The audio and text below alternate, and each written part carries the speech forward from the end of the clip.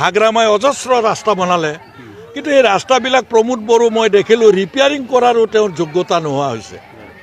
At least ৰিপেয়াৰটো কৰক।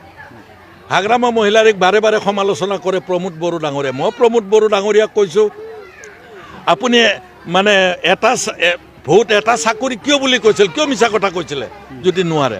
আপুনি কিয় মিছা কথা কৈছিলে যে 15 দিনৰ ভিতৰত ৰাইজৰ গাঁওবিলাক মই কাটি দিম, কিয় মিছা কথা কৈছিলে?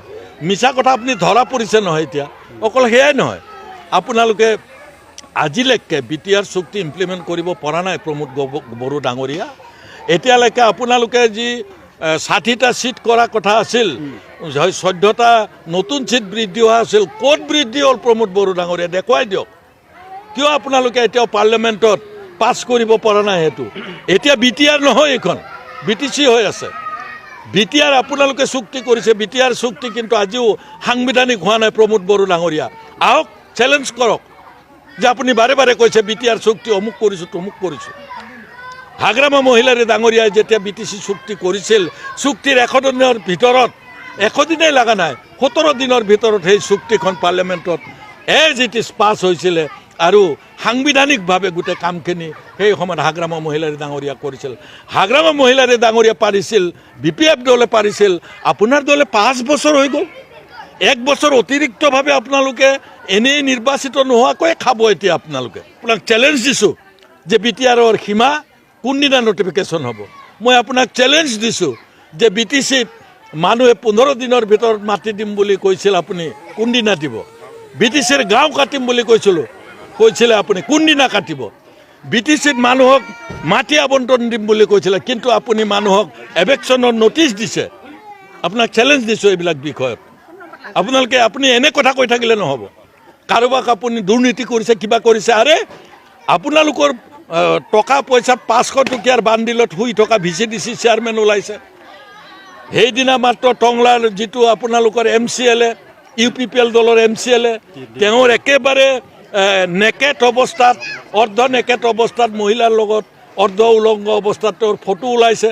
এইবিলাক আপোনালোকৰহে কাম, হাগ্ৰামা মহিলাৰী ডাঙৰীয়াৰ কাম নহয়। আপুনি আপোনাৰ দলক চম্ভালক, আপোনাৰ যিসকল EM আছে তেওঁলোকক আপোনালোকে চম্ভালক। গতিকে মই ভাবোঁ প্ৰমোদ বড়ো ডাঙৰীয়া আবুল তাবুল বকি থাকিলে নহ'ব। আপুনি BTR চুক্তি ৰূপায়ণ কৰিব পৰা নাই আৰু ৰাইজৰ অভাৱ অভিযোগ আপুনি পূৰণ কৰিব পৰা নাই। 26খন কলেজ আপুনি চৰকাৰ কৰাৰ দিনা 26খন, আজিও 26খন কলেজে আছে। কোনখন চৰকাৰী কৰিলে প্ৰমোদ বড়ো ডাঙৰীয়া? কোনখন হাইস্কুল প্ৰভিন্সিয়েলাইজেশ্যন কৰিলে আপুনি? যিকেইখন বেচৰকাৰী হাইস্কুল আছে, মই চিঞৰি কোকৰাঝাৰত কৈছোঁ, চিঞৰি আছাম এছেম্বলিত মই কৈছোঁ যে আপুনি কলেজ কেইখন কিয় নকৰিলে? আছাম গভমেণ্টৰ এখন নতুনকৈ নটিফিকেশ্যন ওলাইছে, আছাম গভমেণ্টে কলেজ নকৰে। প্ৰমোদ বড়ো ডাঙৰীয়া নটিফিকেশ্যনখন চাব। কলেজ BTC চৰকাৰে কৰিব লাগিব, হাইস্কুল প্ৰভিন্সিয়েলাইজেশ্যন আপুনি কৰিব লাগিব। আপুনি শুই আছে। আজি 26খন কলেজত এখনো আপুনি নকৰিলে। তাত লাখ লাখ ল'ৰা ছোৱালী BTCত পঢ়ি আছে, হাজাৰ হাজাৰ তাত কৰ্মচাৰী আছে, প্ৰফেচাৰ আছে, প্ৰিন্সিপাল আছে, ভাইচ প্ৰিন্সিপাল আছে, তাত অন্যান্য কৰ্মচাৰী আছে। হাহাকাৰ হৈছে তেওঁলোকৰ। আপুনি ফষ্টি মাৰি ঘুমাই আছে। হাগ্ৰামাক গালি পাৰিলে, BPFক গালি পাৰিলে, আপোনাৰ সমস্যাৰ সমাধান নহয়। পৰিৱৰ্তন হাগ্ৰামাক এইকাৰণে পৰিৱৰ্তন কৰিছিল, আপোনাক আনিছিল যে আপুনি ৰাইজৰ ভাল কাম কৰিব, কিন্তু আপুনি ভাল কামটো বাদেই এটা ৰাস্তা ৰিপেয়াৰিঙো কৰিব নোৱাৰিলে।